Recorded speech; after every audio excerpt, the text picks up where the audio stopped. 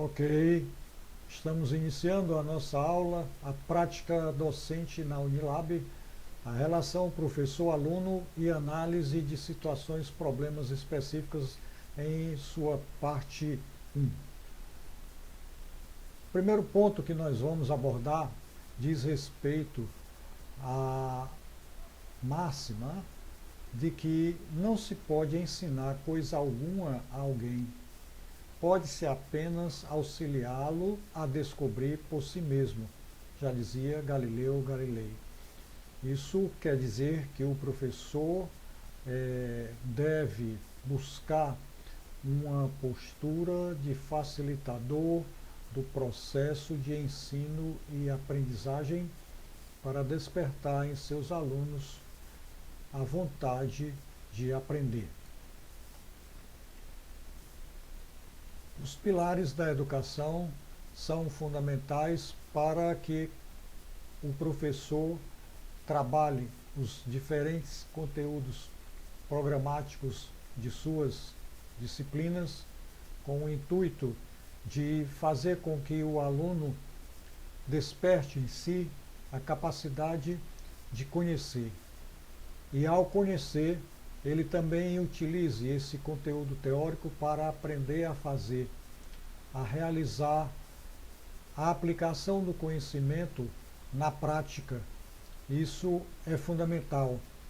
Ao mesmo tempo, ele deve estimular o trabalho em equipe para que a interação entre os diversos discentes seja fundamental para que ele possa aprender. Do mesmo modo, a educação que é construída visa levar a cidadania à formação de um cidadão em que ele vai aprender a ser. O primeiro ponto de questionamento que nós colocamos para a reflexão é: o atual sistema educativo possui condições de se adaptar à evolução da sociedade? Como está o patamar, numa visão holística, do nosso processo educacional? Qual é a educação que temos? Qual é a educação que nós queremos? Pergunta 2. Qual o papel do professor como facilitador do processo de ensino-aprendizagem? Pergunte a você mesmo. Feche os olhos e procure refletir sobre essa pergunta e coloque no papel qual o papel do professor como facilitador do processo de ensino-aprendizagem.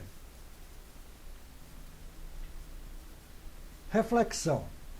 O papel esperado do novo professor exige que ele esteja antenado com os fatos que ocorrem no dia a dia, que saiba utilizar a tecnologia como uma forma de melhorar o aprendizado, pois essa mesma tecnologia é uma âncora que, apesar de ser indispensável ao navio, não é responsável pela navegação nem por um possível naufrágio. Então, aqui cabe levar à reflexão de que o professor deve usar a tecnologia como uma âncora que vai facilitar o trabalho dele, professor. Mas ele deve procurar também metodologias que permitam fazer com que o aluno saia de uma postura passiva para uma postura proativa, que ele seja autor e ator de sua história. Isso é fundamental. A sala de aula. A aula não tem mais necessidade de hora e lugar. O conhecimento, ele se encontra nos livros, nas apostilas, nos artigos científicos e também disperso em uma gama de ofertas na internet, em blogs, YouTube e sites e aplicativos similares. O espaço e o tempo tornaram-se secundários em função do processo de ensino e aprendizagem. O Homo Studios hoje ele tem que aprender continuamente. As tecnologias disponíveis, elas surgem para facilitar o trabalho do professor em sala de aula e também fora da sala de aula. O mais importante de tudo é a escolha de metodologias adequadas que possam fazer com que a informação que gera o conhecimento seja transmitida para que os alunos trabalhem, reflitam e possam usar o seu bom senso, usar o seu senso comum para ter um raciocínio lógico e um pensamento construtivo.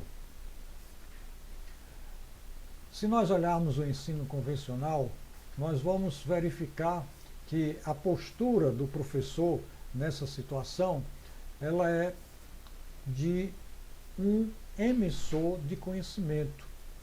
Então, a informação que gera o conhecimento, ela vai no sentido docente-discente. Do outro lado, o aluno, como receptor, tem uma postura passiva.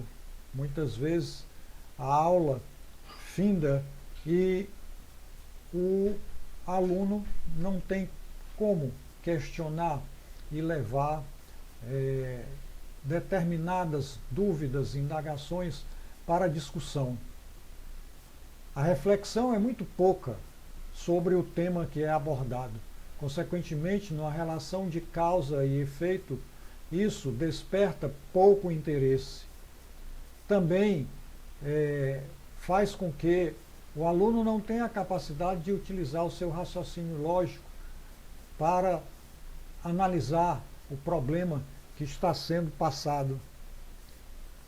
O pensamento construtivo, esse, muito menos ainda, porque muitas vezes o aluno fica tão disperso que nem pensar sobre o que está sendo lecionado naquele momento é possível. Ele está na sala de aula fisicamente, mas mentalmente ele se transpõe para outra magnitude e isso leva ao desinteresse, resultando em uma pouca integração docente-discente. Então, qual é mesmo o perfil docente desejado? Partindo do princípio que a tecnologia não é tudo, e sim uma ferramenta que vem para facilitar a vida do professor, é importante que se observe que necessidades de modificações da maneira de pensar e utilizar o conteúdo das diversas disciplinas é uma realidade. Como despertar o interesse do docente naquele conteúdo? Por que lecionar aquele conteúdo? Levar os discentes a aprender a fazer fazendo. O professor facilitador do processo de ensino e aprendizagem, na realidade, ele é um designer, ele é um grande motivador. Ele trabalha no sentido de facilitar o processo de ensino e aprendizagem, procurando estimular o aluno ao pensamento criativo, ao raciocínio lógico, para que ele possa ter um maior interesse e saber o que está por detrás das coisas. Isso é fundamental. Então, qual deve ser a postura do docente perante a essa situação? Primeiro aspecto, respeitar o senso comum do discente. Isso é fundamental. Me lembra uma aula do ensino fundamental que a professora iria abordar os pontos cardeais e perguntou a um aluno aonde é que ficava o norte. O aluno, ao responder, disse que observava que quando vinha para a aula pela manhã, a sua sombra caminhava à sua frente. Imediatamente a professora falou que aquilo não tinha nada a ver com a aula. Então, esquece a professora que a observação do aluno, ao notar que a sombra dele caminhava à sua frente, é que ele já caminhava no sentido leste-oeste. Isso já poderia ser uma deixa para a professora estimular o raciocínio lógico do aluno e estimular a questão do pensamento crítico em função daquilo que está sendo ensinado, associado a algum fato observado. Como o docente deve se posicionar, então? Nesse aspecto, estimular o trabalho em equipe. É fundamental que o trabalho em equipe seja estimulado para que os alunos interajam e com isso eles vão aprendendo. Respeitar pontos de vista diferentes. Uma coisa é fato, que é a realidade. Outra coisa é o fenômeno, a maneira pela qual diferentes pessoas observam um fato. E estimular os discentes a serem atores e autores da aprendizagem. Como surge, então, essa mudança? Substituir os processos de ensino que priorizam a exposição. Não existe mais espaço para o que chamamos de professor data show. Aquele bombardeio de slides durante uma aula nem sempre serve de atração para o aluno. O recebimento do conteúdo programático de modo passivo não estimula esse aluno. Outro detalhe, não ver a ciência como um produto acabado, não entregar o bolo feito. A receita é do conhecimento de todos, porém o ponto do bolo cada um deverá dar. Então, lembrar que o conhecimento não é estático, a dinâmica das coisas evolui diariamente.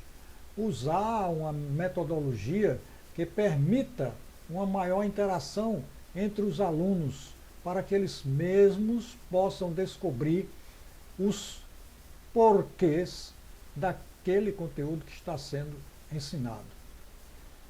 A utilização de ferramentas é fundamental. Então, fazer uso de blogs, utilizar vídeos do YouTube, do Instagram, a pesquisa no Google e trabalhar essas ferramentas em metodologias como roda de conversa, que promove uma interação muito grande entre os discentes, a aula invertida, quando eles veem antecipadamente o conteúdo antes de ir para a aula, videoconferências discutindo assuntos no Google Meet e realização de debates. Então isso é fundamental. Também de fundamental importância aliar uma boa metodologia à tecnologia. Não basta você ter uma tecnologia de ponta, top, se você não tem uma metodologia que vá fornecer qualidade para a sua aula. Então isso é fundamental. É preciso que você tenha tecnologias que permitam a interação, que permitam o diálogo, que levem a dúvida, que desenvolvam o pensamento crítico, que desenvolvam o raciocínio lógico.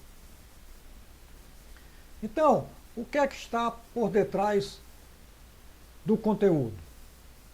O conteúdo é repassado através de uma informação, mas que deve colocar o aluno numa posição de ator, para que ele seja autor da construção do pensamento crítico, do raciocínio lógico, e a transmissão desse conteúdo deve ser de tal forma que seja levado em uma visão holística e dê um feedback para o professor, para que ele possa avaliar aquilo que foi ensinado.